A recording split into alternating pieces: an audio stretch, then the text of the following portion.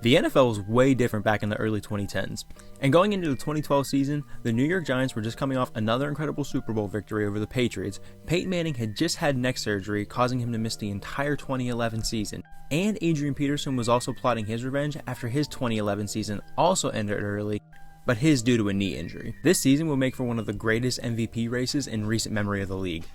The showdown will last the entire 2012 regular season, and both Manning and Peterson would be putting up some of the best performances they had in their entire careers. We're going to be taking a look back at just how close the 2012 NFL MVP race really was between Adrian Peterson and Peyton Manning. Peyton didn't exactly start out the season the best way he could, when over the first 2 weeks, Manning threw just as many touchdowns as he did interceptions with 3 each. Denver was also just 1-1 in those first 2 games, and they would continue to use the win one, lose one method for another 4 weeks until they sat at 3-3 going into their bye week in week 7. Peterson would also wait to get going in 2012 because it took him until week 4 to finally crack the 100-yard mark for a game. Even though AP was coming off a rough knee injury, teams were still going all out to try and stop him.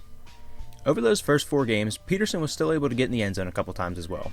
But after a couple more decent weeks from Minnesota and Peterson, he had his first real breakout game of the season in Week 7 against the Arizona Cardinals, who did have John Skelton under center. But AP ended up with 159 combined yards on 25 total touches, and a touchdown.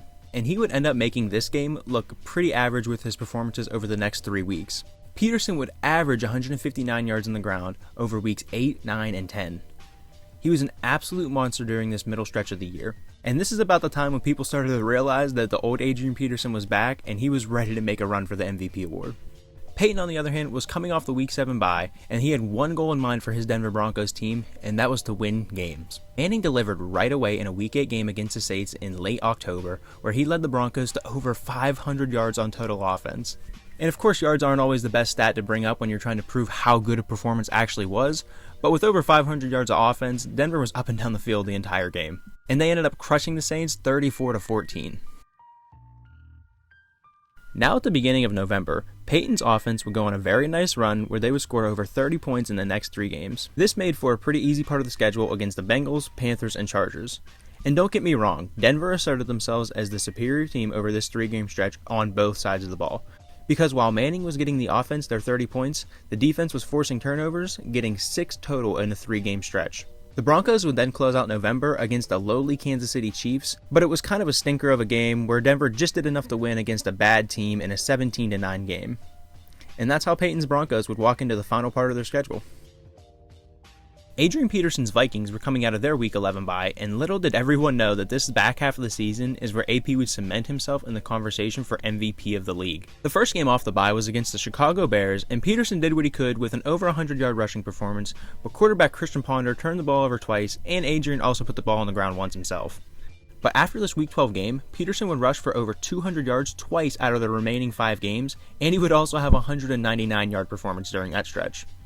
In the other 2 games, AP would have 154 and 86 yards on the ground.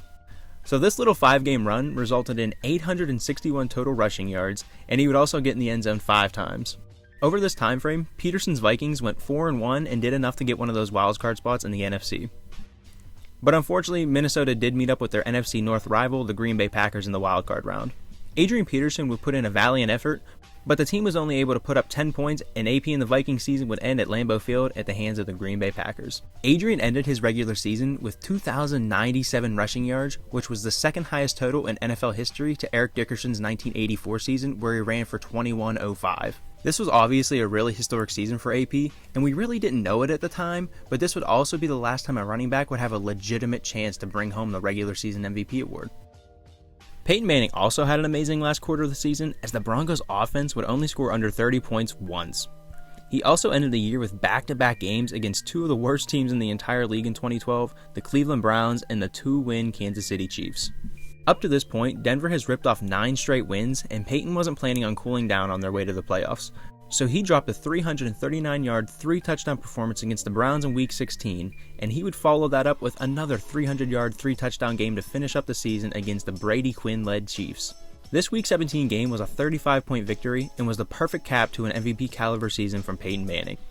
Winning these last 2 games also put the Broncos on an 11-game win streak, and it would earn them the 1 seed in the AFC. Unfortunately, it would be a short-lived postseason for this version of the Broncos, as they would lose to the Baltimore Ravens in a legendary divisional game. But Peyton would end his regular season with 4,600 passing yards, 37 touchdowns, and 11 interceptions.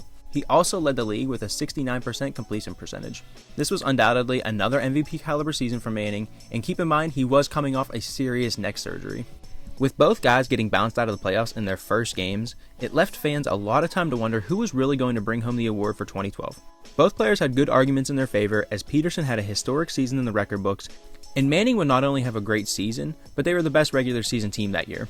The voting would shake out with Adrian Peterson on top, where he won 61% of the vote share. And this MVP was interesting as well, because the only two guys to get any votes were Peterson and Manning. It was really surprising Drew Brees didn't get any votes at all, because he threw for over 5,100 yards in 2012, during a time when 5,000-yard passers was strictly just a Drew Brees thing. But the voters made what I feel is the right pick and chose Adrian Peterson for the 2012 MVP. And up to this point in 2023, there really hasn't even been another running back that has even come close to winning the award. Todd Gurley would be the only running back to get a decent percent of the vote, and in 2017, he would come in second place to Tom Brady with just 16% of the vote share. So the further we get away from Adrian Peterson's MVP season in 2012, the more historic it looks, as the league continues to turn away from the run game more and more in the present day. It really makes you wonder if we will ever see another season like this from a running back. And while I do have a hard time saying that we will never see this happening again, I don't think we'll be seeing it happen anytime soon. That is all I have for this one. This was one of the most interesting award races that I can remember. I was in high school back then, and Adrian Peterson and Peyton Manning dominated our fantasy leagues at school. And it was just a crazy time that both guys having recent injuries that really could have legitimately ended their careers. But both these guys would obviously go on to have Hall of Fame careers, and it was just awesome to watch them have this showdown of who was the most valuable player that season. But let me know what you thought of this MVP race, and if you were watching the NFL back then, let me know in the comments what you remember from during that season. And I really hope you did enjoy this one, and I hope to see you in the next one.